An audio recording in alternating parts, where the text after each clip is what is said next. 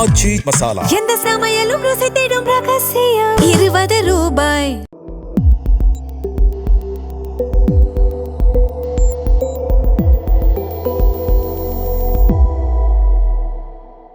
Sir வணக்கம். வணக்கம் Gabriel. Media பத்தி நீங்க நிறைய பேசியிருக்கீங்க. திமுக ஆட்சியில மீடியாவுக்கு ஃப்ரீடம் இல்லை அப்படின்றதெல்லாம் நிறைய நீங்க பேசியிருக்கீங்க. இப்போ ஆட்சி மாற்றம் நடந்துருச்சு. 2 கேள்வி. ஒன்று, திமுகவோட மீடியா கண்ட்ரோல் கம்மி ஆகுமான்றது ஃபர்ஸ்ட் கேள்வி. 2வது, திமுக செஞ்ச அதே வேலையை தாவேக்கா ஃபியூச்சர்ல பண்ணுவாங்களா? இது நல்ல கேள்வி. இதுல முதல் கேள்வி கண்டிப்பாக கவர்மெண்ட் கையில் விட்டு போனதால திமுக பல கோடி ரூபாய்களை மாதந்தோறும் செலவு பண்ணி அந்த நெரேட்டிவை கண்ட்ரோல் பண்ணாங்க இல்லையா, மீடியா நெரேட்டிவை. திமுகவோட ஃபேமிலி மீடியா ஹவுசஸ் ஒரு பக்கம்னா, அதை தாண்டி ப்ரொஃபஷனல் சேனல்ஸாக இருந்தவங்க திமுகவோட ஃபேமிலி கண்ட்ரோலுக்கு ஆட்டோமேட்டிக்காக போயிட்டாங்க. அதெல்லாம் இப்போ கொஞ்சம் குறையும், கண்டிப்பாக குறையும். அதாவது கையில் பவர் இருக்கும்போது மீடியாவை கண்ட்ரோல் பண்ண மாதிரி இப்போ கண்ட்ரோல் பண்ண முடியாது. மீடியாவை கண்ட்ரோல் பண்ணுறது வேற, நெரேட்டிவை கண்ட்ரோல் பண்ணுறது வேற. மீடியாவை கண்ட்ரோல் மூலமாக நீ நெரேட்டிவை பவர் இருக்கும்போது கண்ட்ரோல் பண்ணால் இப்போ அதில் ஒரு தொய்வு இருக்கும், கண்டிப்பாக தொய்வு இருக்கும். பணத்தையும் அவங்க அவ்வளோ சீக்கிரம் கையில் பவர் இல்லாததால் செலவு பண்ண மாட்டாங்க. 2வது, எலெக்ஷன்ஸ் ஆர் ஃபார் அவே, அதுக்கான அவசியமும் இல்லை. இப்போயே அவங்களோட நிறுவனங்களில் 200-300 பேரை வேலையை விட்டு அனுப்பியிருக்காங்கன்ற அதெல்லாம் நடக்கும். ஸோ அந்த velocity of controlling media and paying for media குறையும் இப்போதைக்கு. நாளைக்கு பொலிட்டிக்கல் கிளைமேட் வேற மாதிரி ஆகுதுன்னா அப்போ மறுபடியும் தே வில் ரீசரெக்ட், எப்போனா அதை பண்ணிக்கலாம். அது ஒன்று. ஸோ கண்டிப்பாக அந்த பழைய அக்ரெசிவ்னஸ் ஆஃப் கண்ட்ரோலிங் மீடியா கண்டிப்பாக திமுக சைடில் இப்போ இருக்காது. அதுக்கான அவசியமும் அவங்களுக்கு இல்லை, கவர்மெண்ட்டும் கையில் இல்லை, அது செய்யவும் முடியாது. And of course they got their own media. Number 2, இது வெரி இன்ட்ரெஸ்டிங் பாயிண்ட். ஆக்சுவலாக அந்த பாயிண்ட் தான் முதல்ல பேசணும்னு நினைக்கிறேன். அந்த வேலையை தாவேக்கா செய்யுமானா, தாவேக்காவால் நியாயமாகவே மீடியாவை என்கேஜ் பண்ணுற அளவுக்கு, கண்ட்ரோல்ன்றது 2வது வார்த்தை, என்கேஜ் பண்ணுற அளவுக்கு சாமர்த்தியம் தாவேக்காவுக்கு இன்னைக்கு இல்லை. அவங்களோட மிகப்பெரிய வீக்னஸ் அவங்கக்கிட்ட மீடியா இல்லை. சோஷியல் மீடியாவை வச்சு நீ பவரில் இல்லாதப்ப அக்ரெசிவாக மக்கள்கிட்ட போன மாதிரி, பவர் இருக்கும்போது ஒன்லி சோஷியல் மீடியாவை வச்சுக்கிட்டு அந்த cost of mainstream media நீ பண்ண முடியாது. ஏன்னா any government will go unpopular day by day. அப்போ உங்களுக்கு மெயின் ஸ்ட்ரீம் மீடியா ஒரு பெரிய பிரச்சனை வருது, ஒரு பெரிய கள்ளசாராய சாவு நடக்குது. அப்போ மெயின் ஸ்ட்ரீம் மீடியா டிஎம்கேவோட இன்ஃப்ளூயன்ஸ் மெயின் ஸ்ட்ரீம் மீடியாவில் இன்னமும் இருக்குது, பெரிய அளவில் இல்லைனா. ஒரு கவர்மெண்ட்டுக்கு ஒரு கிரெடிபிலிட்டி கொடுக்குற மெயின் ஸ்ட்ரீம் மீடியா தான். அந்த இடத்துல நீங்க கோட்டை விட்டுட்டீங்க அப்படின்னா, மீடியாவை என்கேஜ் பண்ணாம, TVK they will be at a loss.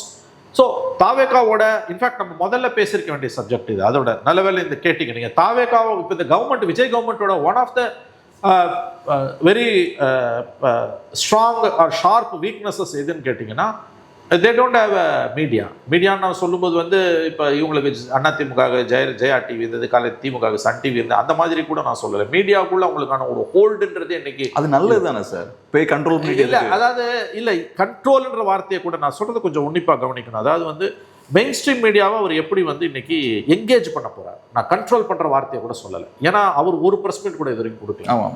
இப்போ எல்லா தொலைக்காட்சிகளையும் இன்னையிலேருந்து விவாதங்கள் நடக்கும், தினம் நடக்க போகுது உங்களுக்கு. அப்போ கவர்மெண்ட் போகும்பொழுது திமுக ஆட்சியில் எவ்வளவு அலங்கோலம், அட்டூழியம், அராஜகம், பஞ்சமா பாதகம் நடந்தாலும் டிபேட்டை ஸ்பீடா ரன் பண்றதுக்கு திமுக டிவியில மட்டும் இல்லை, திமுக சார்பாக இருந்த பெரும்பாலான டிவியில் ஸ்பின் டாக்டர்ஸை டிஎம்கே ஈகோ சிஸ்டம் பெரிய அளவில் பொருட்செலவில் வைத்திருந்தார்கள்.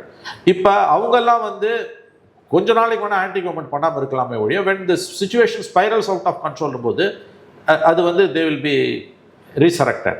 ஸோ விஜயோட one of the major challenges how to engage the mainstream media and how to take the government version, ruling party version to the public. அதாவது நீ இன்ஃப்ளூயன்ஸ் கூட பண்ண வேணாம், நேர்மையாக இன்னைக்கு தாவேக்காவோட வாய்ஸுக்கு மெயின் ஸ்ட்ரீம் மீடியாவில் இடமே இல்லை. தாவேக்கான்ற கட்சியை எதிர்ப்பது வேற, இழிவுபடுத்துறது வேற. இன்னைக்கு மெயின் ஸ்ட்ரீம் மீடியா திமுக கண்ட்ரோல்டு மீடியா மட்டும் இல்லை, திமுகவுக்கு சொந்தம் இல்லாத, ஆனால் அதே நேரத்தில் திமுகவுடைய கட்டுப்பாட்டில் இருந்த பெரும்பாலான ஊடகங்கள் தாவேக்காக்கு ஒரு லெஜிட்டிமேட் டீசன்ட் ஸ்பேஸை கொடுக்கல. அவங்க கட்சியிலையும் இதோட முக்கியத்துவம் தெரியல, அவங்க ஸ்போக்ஸ் பர்சன்ஸ் அனுப்புறது கிடையாது. யாராவது 4 பேர் சேர்ந்து, 5 பேர் இருப்பான் ஒரு டிபேட்டில், ஆங்கர் ஒன்று, 4 பேர் சேர்ந்து ஒரு டம்மி பீஸா தாவேக்காலேருந்து யாராவது ஒருத்தரை கூப்பிட்டு ஆங்கரும் சேர்ந்து கும்ப வேண்டியது. அவங்களுக்கும் பேசுறது தெரியல. நான் என்ன சொன்னேன், அதுல பேசுறதுக்கு அரசியலும் இல்லை, அது உண்மை, நான் ஒத்துக்கிறேன். என்ன பேசணும், கரெக்ட். ஆனா மீடியாவோட ரோல் அரசியலே இல்லாம கூட ஒருத்தனை கூப்பிட்டா கூட அவனுக்கான ஒரு பேசிக் டீசன்ட் ஸ்பேஸை என்ஷூர் பண்ணும். அதை பண்ணல மீடியா. கரெக்ட். 4 விசிட்டர் ஒரு ஆங்கர் கூட சேர்ந்துக்கிட்டு அவனை கும்ப வேண்டியது. ஒவ்வொரு நைட்டு இதான் நடந்துட்டு இருந்தது. நவ் இப்போ கவர்மெண்ட் வந்திருக்குது. கவர்மெண்ட் வந்த பிறகு விஜய் முன்னால் இருக்க சேலஞ்ச் ஒரு கவர்மெண்ட்டுக்கான ஒரு லெஜிட்டிமேட் கவர்மெண்ட், லெஜிட்டிமேட் ஒரு voice of a legitimate government or legitimate voice of a கவர்மெண்ட்டை வந்து மீடியா ஸ்பேஸில் வந்து என்ஷூர் பண்ண வேண்டிய ஒரு நிர்பந்தம் வந்து விஜய்க்கு இருக்குது. அவங்க கட்சியில் அப்படிலாம் ஆளுங்க இருக்காங்களா இல்லையா? இருக்காங்கன்னு நான் நம்புகிறேன். பட் அவங்கெல்லாம் மேலே வரல. அப்படி ஒரு ஸ்பேஸையும் என்ஷூர் பண்ண வேண்டிய ஒரு இடத்துல தான் வந்து விஜய் இருக்காரு. அதனால உங்கள் கேள்விக்கான முதல் பதில் டிஎம்கே பவரில் இருக்கும்போது கண்ட்ரோல் பண்ண மாதிரி இப்போ பண்ண முடியாது. அதுக்கான அவசியமும் இல்லை. பணம் அதெல்லாம் கிடையாது. அதனால தான் 200-300 பேரை வேலையை விட்டு அனுப்பியிருக்காங்க. நாளைக்கு எலெக்ஷன் வரும்போது அல்லது அதுக்கு முன்னால் வேறு டெவலப்மெண்ட்ஸ்னால் கண்டிப்பாக தேர் பி அது எல்லாத்தையும் ரீசெலக்ட் பண்ணிப்பாங்க அவங்க வந்து வித் வேரியஸ் ஹேண்ட்ஸ். விஜயை பொறுத்த வரைக்கும் அவர் கண்ட்ரோல் பண்ணுவார்னு நான் நினைக்கல. அவர் எங்கேஜ் பண்ணவே இன்னும் ஆரம்பிக்கல. எங்கேஜ் பண்ண ஆரம்பித்த பிறகு தான் கண்ட்ரோல் பண்ண முடியும். எங்கேஜ் பண்ண ஆரம்பிக்காமல் நீங்கள் வந்து ரூத்லெஸ்ஸாக வந்து ஸ்டேட் பவரை வச்சு கண்ட்ரோல் பண்ண நினச்சிங்கன்னா டிஎம்கே கண்ட்ரோல் பண்ண மாதிரி டிவிகேவால் பண்ண முடியாது. ஏன்னா systems are in place with DMK. அதை அவங்க செஞ்சாங்கன்னா தப்பு, செய்வாங்களான்னு எனக்கு தெரியாது. ஏன்னா பவர் இங்கே போச்சுன்னா சொல்லுவாங்க, பவர் வந்து ஒருத்தனுக்கு வந்ததுன்னா நார்மலாக மூளைக்கு போகிற லைன் எல்லாம் கட் ஆகிடும். பவர் தோற்று வீட்டுக்கு போன பிறகு தான் அது ரெஸ்டோர் ஆகுன்னுவாங்க. ஏன்னா power corrupts, absolute power corrupts absolutely. Samuel Johnson சொன்ன மாதிரி உங்களுக்கு வந்து. ஸோ அந்த விதத்தில் வந்து விஜய்க்கு வந்து அவரோட சேலஞ்சு வந்து மீடியாவை கண்ட்ரோல் பண்ணுறதில்ல, அவரோட கவர்மெண்ட்டுக்கான லெஜிட்டிமேட் வாய்ஸை மீடியாவில் எப்படி என்ஷூர் பண்ணுறது, மீடியாவை அவர் எப்படி எங்கேஜ் பண்ணுறது. சார் இது வரைக்கும் கட்சி ஆரம்பித்து 2.5 வருஷத்தில் சார் ஒரு தடவை கூட ஒரு ப்ரெஸ்ஸை பார்க்கல, சிஎம் ஆன பிறகும் பார்க்கல. அவங்க பார்ட்டியோட மேனிஃபெஸ்டோ ரிலீஸ் பண்ணும்போது, எல்லா கட்சி மேனிஃபெஸ்டோ ரிலீஸ் பண்ணும்போது முதல் ரோலில் மீடியா உட்காந்துருப்பான். அவங்க வந்து தாஜ் ஹோட்டலில் பால்ரூமில் 800 பேரை வச்சு மீடியா ரிலீஸ் பண்ணுறாங்க, மேனிஃபெஸ்டோ ரிலீஸ் பண்ணுறாங்க. அண்டர் கிரவுண்டில் கார் ஷெட்டில் மீடியா உட்கார வைக்கிறாங்க. அண்டர் கிரவுண்டில் கார் ஷெட்டில் மீடியாவை விஜய் உட்கார வைக்கிறது நியூஸ் இல்லை, அதை ப்ரொட்டஸ்ட் பண்ணி மீடியா வாய்ஸை ரைஸ் பண்ணல, அது நியூஸ். அப்போ மீடியாஸ் சொக்கமாக இருக்குது. ஸோ மீடியா கண்ட்ரோலை பொறுத்த வரைக்கும் டிஎம்கே பீரியடில், டிஎம்கே பவரில் இருக்கும்போது இருந்தது. கொஞ்ச நாளைக்காவது அட்லீஸ்ட் இன்னுமே இருக்காது, இப்போ இருக்காது. விஜயை பொறுத்த வரைக்கும் சேலஞ்சு மீடியாவை கண்ட்ரோல் பண்ணுறதில்ல, மீடியாவை என்கேஜ் பண்ணுறது. இதோட முக்கியத்துவம் அவருக்கு தெரிஞ்சிருக்கா இல்லையான்னு எனக்கு தெரியல. இதாவது கடந்த காலங்களில் வந்து அரசியல் விவாதங்களில் வந்து தாவேக்கா பிரதிநிதியே இல்லாமலோ அல்லது தாவேக்காலேருந்து யாராவது விஷயம் அறியாத ஒருத்தரை உட்கார வச்சு அவர் கும்புன மாதிரியோ இனிமேல் வந்து ரூலிங் பார்ட்டியையும் கவர்மெண்ட்டையும் அடிக்க ஆரம்பிச்சாங்கன்னா அது விஜய்க்கு எதிராக போகும். ஆனால் இதோட சீரியஸ்னஸை புரிஞ்சுக்கிட்டு அதை அவர் வந்து ஹெல்த்தியாக டீல் பண்ணார்னா மீடியாவுக்கும் அவருக்கும் நல்லது. மாறா அவங்க ஸ்டேட் பவரை யூஸ் பண்ணி க்ரஷ் பண்ண பார்த்தாங்கன்னா மீடியாவை கண்ட்ரோல் பண்ண முடியாது. ஏன்னா டிஎம்கே கிட்ட இருக்க மீடியா வந்து ferocious media, they will hit back. அந்த இடத்துல விஜய் தோற்க ஆரம்பிப்பார். ஆனால் பொதுவாக பவர் போயாச்சுன்னா மீடியாவும் உங்களுக்கு அகைன்ஸ்டாக டர்ன் ஆயிருப்பாங்கல்ல, அப்படிலாம் ஆகாதா? அப்படி சொல்ல முடியாது. இவங்க வந்து கண்டுக்காமல் விட்டாங்கன்னா ஓகே.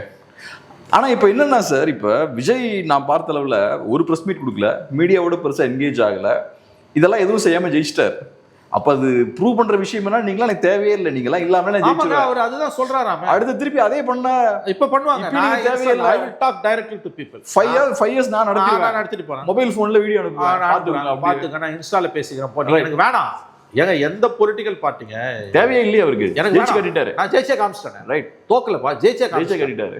ஜெயிக்கிறதுக்கு தான் நீ வேணும், நான் ஜெயிச்ச பிறகு நீ எதுக்கு வேணும்? தோத்தா கூட கோர்ஸ் கரெக்ஷன் எதுவும் எல்லாம் பேசலாம். இப்போ அது அவசியமே இல்லை. எனக்கு டெக்னாலஜி இந்த வாய்ப்பை கொடுத்துருக்கு. ரைட். நான் அப்படி இல்லைன்னா யாராவது ஒரு மந்திரியை பேச, 2 மந்திரியை பேச சொல்லிட்டு போகலாம். So media Vijay relationship, Vijay government relationship with media, that's an interesting subject to watch.